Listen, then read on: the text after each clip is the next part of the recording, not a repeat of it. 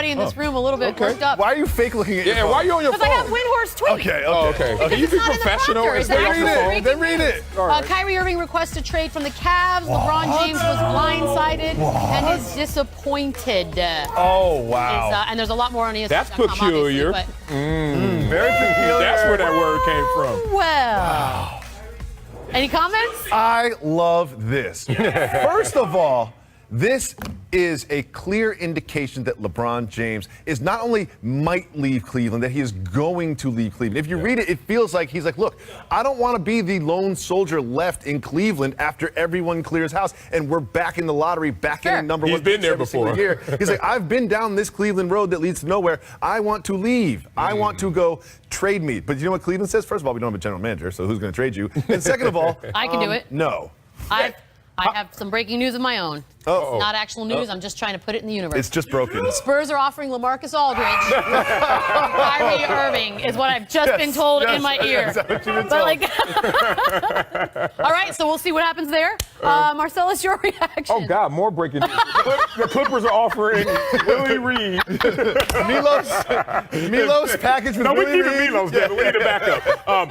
Look, who doesn't want this right now? But the drama, the soap opera that we all saw coming is now here. It's already here. Yeah, it's already here. We got Rich Paul telling the Lakers, hey, let's talk. We like your cap room next year. We got Blaze Pizza in Staples Center. LeBron has an investment in. Let me read more into it. Let's do this. They're talking to Derrick Rose. They're talking to Derrick Well, Rose. If you want to throw that wrinkle on there. Can I throw an idea in there, though, also?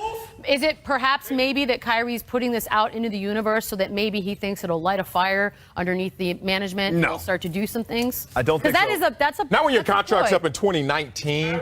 Like, you're stuck there unless they give you what you want. Now, you want it before LeBron takes it and LeBron departs. But how are you going to jump in priority over LeBron? And LeBron hasn't even made his decision public. Here's something that is wild to me. This is a team that has been to the finals 3 years in a row. Yeah, bridesmaids. They've won a championship during those 3 years. And now we've got a star player saying, I don't want to be a part of this anymore. There is more to this that we haven't found out yet, and we will find out, and the drama continues and continues. And God, and it's only July. This is like really the psychological impact that comes from Golden State being that big of a Goliath. And look at it, the entire NBA, everybody, teams that are on runner-ups are saying, I can't do it, can't deal with it. We got to figure out a different matrix to get there. Golden State owns this league. They own the league. Like all the fun stuff I Where can't does he say want on to get TV, traded that to? is what they've done here. Where does he want to go? Like, what is a mutually beneficial situation where he competes for a championship with the same chances he has with the Think about it. Chris Paul doesn't leave the Clippers if there's no Golden State out there. Like, no one is sitting there. I don't know. Well, if it's not like they were close. This is a guy that scored 40 points in the finals. Like, he had games that put him on the map, finals after finals, and now he doesn't want to wear that uniform If you know anymore. LeBron's on his way out of town, and you've already seen that you guys can't compete with this Golden State team no matter what you try to do, then you look into this the is next my chapter. theory. My theory is that LeBron is upset not because he asked to be traded, but because this is a further indication that LeBron is going to leave. And perhaps, I'm just reading between the lines here, perhaps they had conversations that led Kyrie to believe that LeBron's going to go, so he wants to go. And now LeBron's like, hey, man.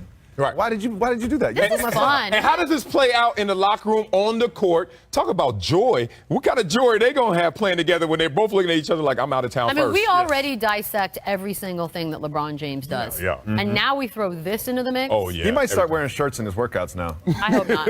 Who knows? Crazy. That would be a This sad is exciting. sad This day. is exciting. It is kind of exciting. You gotta remember, this team Literally has not August gone to yet. the finals 3 times in a row, and now they're in complete disarray, and they haven't played.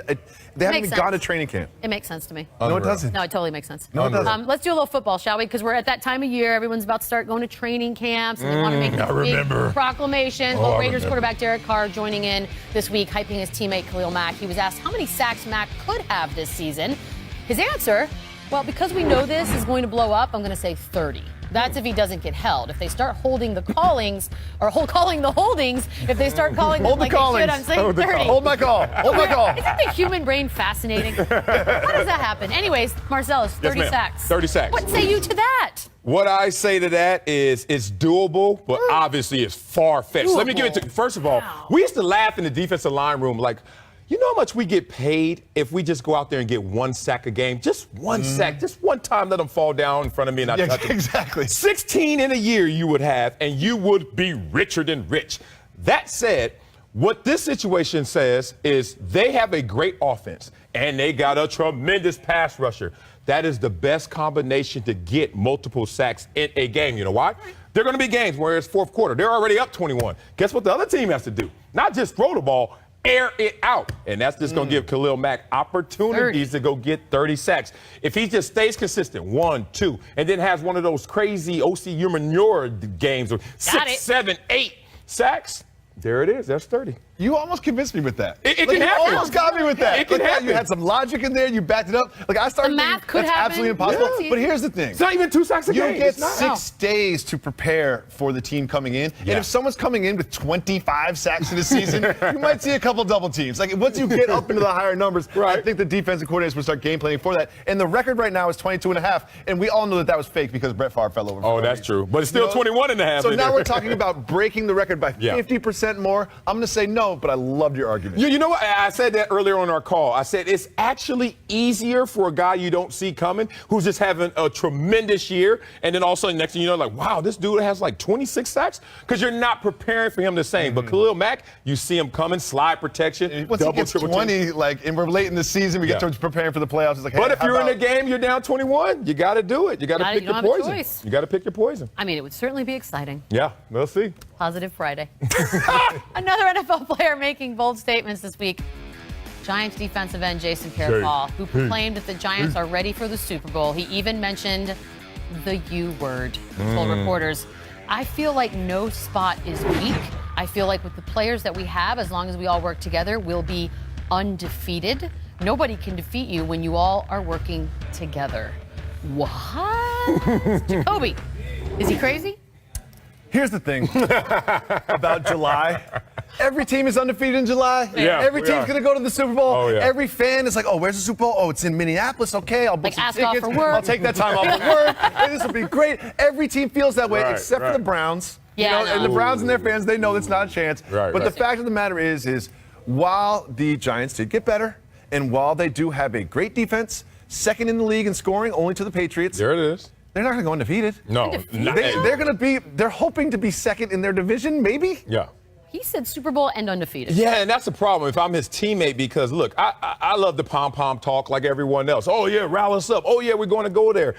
A dream is great because it's an enhanced reality, but it has to be an extension of a reality. Like, I got to feel connected to your dream. Your dream of being a Super Bowl champion, okay, that can happen. Undefeated, boy, stop, shut up. We're not going undefeated because last year we were defeated. And now they've gotten better, but to the tune of winning every single game. 1, it's undue pressure, and 2, it's just not going to happen. Well, what if he's doing that whole, like, say it into existence? You know what I love about this? This is the same week where Julian Edelman was like, this is stupid to talk about undefeated. JPP is like, oh, I'll show you stupid. Let's do that right now. What do you mean, Julian? I'll show you stupid. Right, yeah. Yeah, I don't think if I'm his teammate, I'm loving it. Nah, but too much. For what we do, it's great. Yeah, too much sauce. Coming up, Anthony Davis has officially entered the drive-by dunk challenge.